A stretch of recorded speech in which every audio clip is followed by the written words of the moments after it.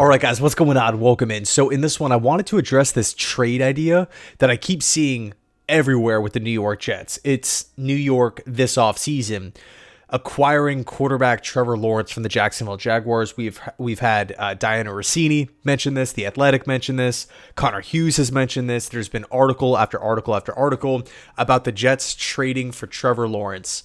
And to just cut right to the chase, I just don't see this happening whatsoever. I think, whenever we're talking about a trade, especially involving, a quarterback, a franchise quarterback, a big money position here, there has to be a willingness from two teams.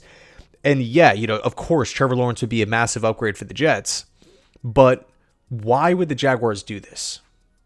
Why would the Jaguars, who just re-signed Trevor Lawrence on a massive $250+ million contract extension, trade Trevor Lawrence to the Jets, another team in the AFC? I mean, Lawrence is not even in the prime of his career yet. Yes, the season has not gone well. Yes, it's looking like they're going to be hiring a next head coach. Yes, you can argue, all right, well, if you have the first overall pick, you can trade Lawrence, get a humongous package in return, and go select like a Cam Ward or something, up at the top of the draft, or Sanders, or someone like that. But for me, I just feel as though if you ask a Jaguars fan right now, hey, what's the realistic possibility of trading away Trevor Lawrence, the former number 1 overall pick, this offseason, they would probably say very, very, very unlikely. Also, another thing to keep in mind from the Jets side of it, I mean, the roster construction right now is not good on this Jets team. So what are we going to do? Trade away, I would say, minimum 3 first-round picks to go out and land Trevor Lawrence. So first-round picks gone for the next 3 years. Probably a little more, a mid-round pick maybe this year and a late-round pick next year to take on Trevor Lawrence. That contract, keep in mind the Jets are not in the best cap situation. So if you're looking ahead, it's like, all right, this Jets team has a million holes on it. 2 defensive tackles, 2 safeties, probably another edge rusher, like a rotational guy, not a big money guy. A starting tight end, a starting right tackle. What's going to happen with DJ Reed and his position on the outside? I would say right now maybe a Stiggers or an Eccles. Wide receiver depth. Does Lazard get cut? Does Devontae Adams get traded? Now all of a sudden we're going to need some more help at wide receiver.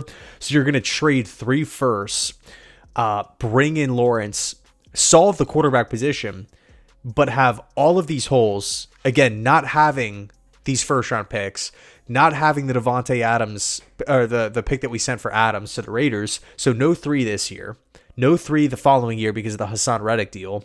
Sorry about that. So the battery and the light just went out, but you're going to have all these roster holes. You're not going to have a first round pick for 3 years, 3 years. You're not going to have these mid round picks. And we're taking on this, $200 million contract. So how much space do we actually have to, mess around with in the free agency market to fill these positions? I just don't see it happening at all. And then also, I would assume that Jacksonville's one of their major selling points to potential and again, I don't want to be rude here. I just don't see Peterson being the head coach moving forward. I think he's going to be let go at some point. I think if you are Shad Khan, you would use Trevor Lawrence as that selling point. Hey, we have our quarterback. He has a bunch of tools. If you can, Ben Johnson, if you can work with the Jared Goff, you can definitely work with Lawrence. Mike Vrabel, if you could work with a Mariota Tannenhill, you can definitely work with the Trevor Lawrence. That is going to be a major asset in these discussions.